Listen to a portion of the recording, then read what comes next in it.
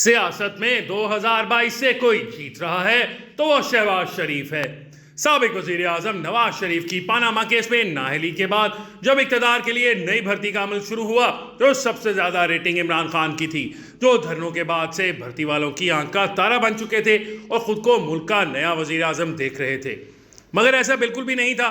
इमरान खान के जरिए से नवाज शरीफ को इक़्तिदार से निकालने के बाद भर्ती पर मुतय्यन अफराद इमरान खान पर पूरी तरह एतबार करने के मूड में नहीं थे, या यूं भी कह सकते हैं कि इन अफराद के दरमियान नए वजीर आजम की भर्ती पर कुछ इख्तलाफ था। कुछ पुराने दोस्त शहबाज शरीफ के हक में थे और कुछ नए दोस्त इमरान खान को वजीर आजम देखना चाहते थे। मारूफ सहाफी और तजियाकार हामिद मीर भी इस बात का इंकशाफ कर चुके हैं कि 2018 के इंतखाबात से पहले इस्टेब्लिशमेंट की तरफ से शहबाज शरीफ को ऑफर हुई थी कि अगर वो नवाज शरीफ को छोड़कर इस्टेब्लिशमेंट के साथ हाथ मिलाते हैं या फिर नून लीग में से नून को माइनस करते हैं तो इक़्तिदार का हुमा इनके सर बैठ सकता है। मगर शहबाज शरीफ को यह डील पसंद ना आई और वो एक अच्छे कारोबारी साबित हुए। दूसरी तरफ इस्टेब्लिशमेंट बिलावल भुट्टो जरदारी को भी वजीर आजम बनाने को तैयार थी अगर वो पीपल्स पार्टी से जरदारी फैक्टर को माइनस करने पर तैयार हो जाते। इसका मतलब है कि पाकिस्तान की इस्टेब्लिशमेंट आखिर तक इमरान खान के बारे में वाज़ेह नहीं थी और इन पर भरोसा करने से मुतल्लिक खदशात का शिकार थी। मगर कोई और मुनासिब उम्मीदवार न मिलने की सूरत में मरता क्या ना करता वाली ज़रबुल मिसल पर अमल करते हुए इमरान खान को ही नया वजीर आजम भर्ती करने का खतरा मोल लेने की जरूरत पेश आई।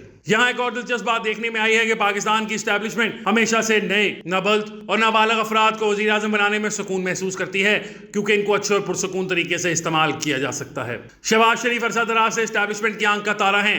इनको हमेशा से नवाज शरीफ के मुतबादल के तौर पर तैयार किया जाता रहा है। परवेज मुशर्रफ के दौर में भी इस बात की बहुत चहमगोइयां थी कि माइनस नवाज शरीफ करके शहबाज शरीफ साहब को आगे लाया जाए। इस दौर में इस बात के चर्चे भी थे कि शहबाज शरीफ बैकडोर राब्तों के जरिए से परवेज मुशर्रफ के साथ भी बातचीत कर रहे थे। इसी दौर में बेगम कुलसूम नवाज की तरफ से मंसूब एक बयान सामने आया था कि शहबाज शरीफ जो मशवरे नवाज शरीफ को दे रहे हैं वो मशवरे अपने दोस्त परवेज मुशर्रफ को दें। यह ख्याल किया जाता है कि शहबाज शरीफ इस डील पर नवाज शरीफ को न मना सके, मगर उन्होंने खुद अपने बलबूते पर यह खतरा कभी मोल नहीं लिया क्योंकि इनको एक अच्छा कारोबारी होने की वजह से पता था कि वोट बैंक और मकबूलियत नवाज शरीफ की है। कहीं ऐसा ना हो कि वजीर आजम बनने के चक्कर में वो पंजाब की वजारत आला से भी हाथ न धो बैठे।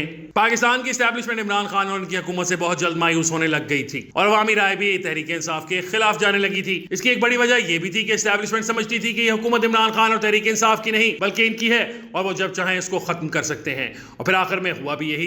इसी असना में नए वजीर आजम की नई भर्ती के लिए किसी मौजूद उम्मीदवार की तलाश का अमल फिर से शुरू हो चुका था। राकिब सिर्फ एक मौके पर इमरान खान की सियासी बसीरत पर दाद दिए बगैर नहीं रह सकता। इमरान खान को इस बात का बखूबी इल्म था कि अगर इनका कोई नेमुल बदल होगा तो वो शहबाज शरीफ होगा। इसलिए तहरीक इंसाफ के सारे दौर में शहबाज शरीफ मुख्तलिफ केसेस में नैब की तहवील में रहे। यहाँ ये दिलचस्प सूरत हाल भी हो सकती है कि हम इस बात का क्रेडिट तो इमरान खान को दे रहे हैं जबकि कहीं ऐसा ना हो कि दूसरी तरफ भर्ती वाले अफराद शहबाज शरीफ को नैब की तहवील में रखकर इनकी मुमकिन भर्ती की तैयारी न करवा रहे हों। अप्रैल 2022 की तहरीक एतमाद के बाद इस्टेब्लिशमेंट की हर आंख का तारा शहबाज शरीफ ही थे। शहबाज शरीफ की जिंदगी में वो लम्हा आ गया जिसका इनको अशरों से इंतजार था और इस बार तो माहौल भी बना बनाया था। नवाज शरीफ मुल्क से बाहर थे, इमरान खान दिल से उतर चुके थे।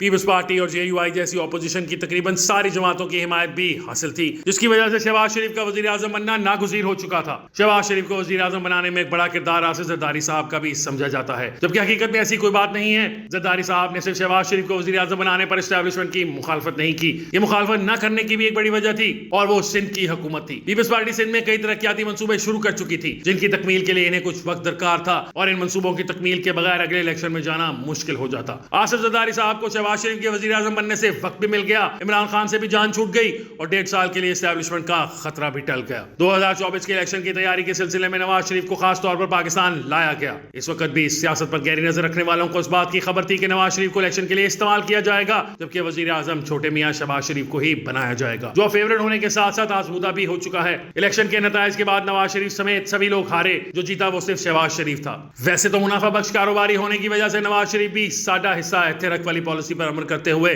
अपनी बेटी मरियम नवाज को पंजाब की वजीर आला बनवाने में कामयाब हो गए। इस्टेब्लिशमेंट को अरसा दराज से एक ऐसे ही वजीर आजम की तलाश थी जो इंतजामी अमूर भी देख सकता हो, पंगा ना लेने की सरिश्त भी रखता हो और अरसा दराज से देखा भाला भी हो।